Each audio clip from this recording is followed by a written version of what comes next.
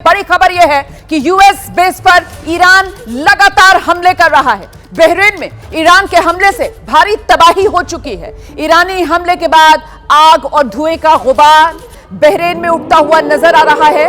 मैं आपको तस्वीरें भी दिखाऊंगी। यूएस के जो सैन्य ठिकाने हैं यहां खाड़ी के देशों में, उन पर लगातार ईरान की तरफ से हमले बोले जा रहे हैं। और ये तस्वीर आप बहरीन की देख रहे हैं। देखिए किस तरीके से, बहुत ही छोटा सा मुल्क है बहरीन, और बहरीन में शिया आबादी जो है वो भी खासी ज्यादा है।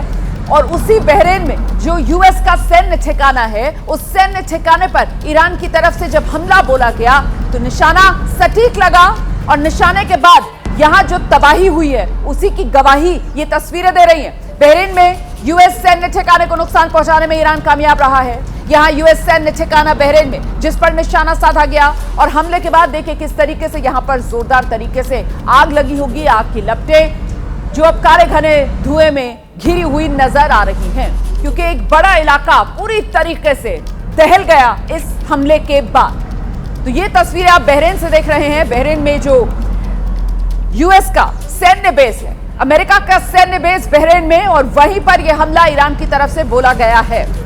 ईरान झुकने को तैयार नहीं है, ईरान रुकने को तैयार नहीं है। ईरान की तरफ से जोरदार तरीके से पलटवार किया जा रहा है। हालांकि अभी की तस्वीर यह है कि ईरान बिल्कुल तन्हा खड़ा हुआ नजर आ रहा है। प्रत्यक्ष तौर पर ईरान के साथ कोई खुलकर सामने नहीं आ रहा, और वहीं दूसरी तरफ दुनिया की बड़ी ताकत अमेरिका है। अमेरिका इजराइल के साथ मजबूती के साथ है। इसके अलावा अब तो जो नाटो देश हैं वो भी पूरी तरीके से अमेरिका के समर्थन में उतर आए हैं। यहां तक कि कल तक जो फ्रांस जो है वो कुछ नसीहत देने के अंदाज में बात कर रहा था, अब तो वो भी खुलकर अमेरिका और इजराइल के साथ है। इस बीच एक और बड़ी खबर मैं आपको बताने जा रही हूं। ब्रेकिंग न्यूज महायुद्ध से जुड़ी हुई। इजराइल के आसमान में फिर से ईरानी मिसाइल्स दिख रही हैं। ईरान का इजराइल पर बैलिस्टिक मिसाइल से हमला। दक्षिण और सेंट्रल इजराइल में सायरन्स गूंज रहे हैं। ये तस्वीरें मैं आपको दिखा रही हूं।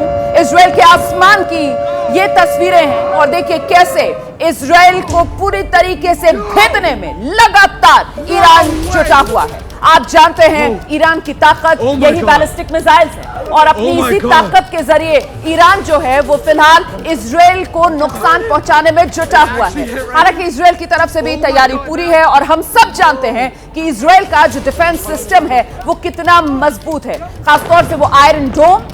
और इसके अलावा अब जो बात सामने निकल कर आ रही है कि इस बार तो वो लेजर बीम्स जो हैं उसका भी इजराइल की तरफ से इस्तेमाल किया जा रहा है। जो ये बैलिस्टिक मिसाइल्स दागे जा रहे हैं ईरान की तरफ से उनको नष्ट करने के लिए, तो लगातार ये युद्ध जो है वो गति पकड़ता हुआ नजर आ रहा है। देखिए वॉर रूम से मेरे साथ मेरी सहयोगी अपर्णा लगातार पल पल अपडेट आप तक पहुंचा रही हैं, और साथ ही हमारे सहयोगी जो है नीरज राजपूत वो भी वॉर रूम में लगातार मौजूद हैं। जैसे ही कोई खबर आती है उसको लेकर सबसे पहले अपडेट सटीक अंदाज में आप तक नीरज पहुंचाने का काम कर रहे हैं। और इस समय मेरे साथ एबीपी न्यूज पर दो खास मेहमान, रक्षा विशेषज्ञ air vice marshal retired OP Tiwari sir हमारे साथ जुड़ रहे हैं, और साथ ही ब्रिगेडियर रिटायर्ड जगदीप दहिया जी वो हमारे साथ मौजूद हैं। मैं सबसे पहले आपको ओपी तिवारी सर के पास लेकर चलूंगी और जरा उनसे समझते हैं। तिवारी सर, अभी जिस तरीके से ये पूरा मामला एस्केलेट होता हुआ नजर आ रहा है सर, इसमें तो कोई शक व शुबा नहीं है, ये आगे किस दिशा में बढ़ेगा, आपका असेसमेंट क्या है? देखिए इस वॉर में दो देशों की तबाही तय है, एक ईरान, दूसरा इजराइल। देखिए ईरान के अंदर क्षमता है कि तबाह होने के बाद भी अपने रिसोर्सेज और साइज के और टेरेन के हिसाब से उठ के खड़ा हो सकता है, लेकिन इजराइल के पास ऐसी कोई क्षमता नहीं है। जिससे इजराइल का पूरा एयर डिफेंस बहुत स्ट्रॉन्ग होने के बावजूद भी उसको न्यूट्रलाइज करके स्ट्राइक कर रहे हैं। कोई बहुत बड़ा एक उनका न्यूक्लियर रिएक्टर था, पीसफुल पर्पस के लिए हाइफा, और दो चार एयरफील्ड्स अगर डिस्ट्रॉय कर देंगे तो इनकी एयरफोर्स पूरी ग्राउंड पे रह जाएगी। यही एक मेन उद्देश्य है कि जो इजराइल के डायस्पोरा है, इजराइल मुल्क के जो बाहर लोग यूरोप में बैठे हुए हैं, वो अपने देशों पर दबाव डाल रहे हैं कि आप इजराइल के पक्ष पर खड़े हो। बिल्कुल बिल्कुल सर मैं यही जानना चाह रही थी कि क्या ईरान की में इतनी ताकत, इतनी कुव्वत है कि वो इजराइल को इस तरीके का नुकसान पहुंचा सके? मतलब कल तक वो फ्रांस जो कहीं ना कहीं इस हमले को लेकर कुछ सवालिया निशान उठा रहा था, अब तो खुलकर जर्मनी, यूके, फ्रांस सब अमेरिका और इजराइल के साथ आकर खड़े हो गए, और वो कह रहे हैं डिफेंस में हम भी हमला करने के लिए तैयार है सर। तो इजराइल को तो ये कवच मिल गया है ना?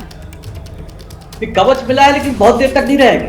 बिकॉज जिस तरीके से इजराइल ने ईरान ने जिस तरीके से अटैक करना शुरू किया, ईरान को तो लीडर को मार दिया। ईरान के लोगों को भी पता है कि जहां इराक में क्या हुआ है, अफगानिस्तान में क्या हुआ, लीबिया, इनको पता है कि अगर इनके सामने अगर झुक गए तो यही हालत होगी बाकी जो देशों की पहले हुई थी, सीरिया की, लीबिया की, बोतवाला की। तो ये झुकेंगे नहीं। इन्होंने जिस तरीके से अपनी तैयारी कर रखी है, और वो जून के जो लड़ाई हुई थी उसके बाद से बहुत लेसन सीखे हैं, और मिसाइल उन्होंने सुरक्षित जगह पर टनल से फायरिंग की जा रही है। तो इजराइल तबाह होगा। अगर एक न्यूज आई थी कि उनका अब्राहम लिंकन को भी इन्होंने हिट कर दिया है, ये वॉर तभी रुकेगा जब अब्राहम लिंकन डाउन होगा, डूबेगा। नहीं तो ये लड़ाई चलती रहेगी जब तक ईरान के पूरा जखीरा ना खत्म हो जाए। लेकिन जखीरा बहुत है, या इजराइल जब तक बर्बाद ना हो जाए। बिल्कुल सर, लेकिन सर वो यूएसएस अब्राहम लिंकन और उस पर जो दावा ईरान की तरफ से किया गया था, उसके बाद उसको सिरे से अमेरिका की तरफ से कल ही खारिज कर दिया गया था, और उन्होंने कहा कि पूरी तरीके से सेफ है यूएसएस अब्राहम लिंकन। और क्या ऐसा हो पाएगा? मतलब जो तस्वीर ओपी तिवारी जी आप यहाँ पर रख रहे हैं, उस वैसा अगर हो जाता है फिर तो मतलब ईरान का पलड़ा भारी। और ये तो एक तरीके से वो कहते हैं ना कि चारों खाने चित पटखनी वो दे देगा अगर वो ऐसा करने में कामयाब हो जाता है अमेरिका और इजराइल को।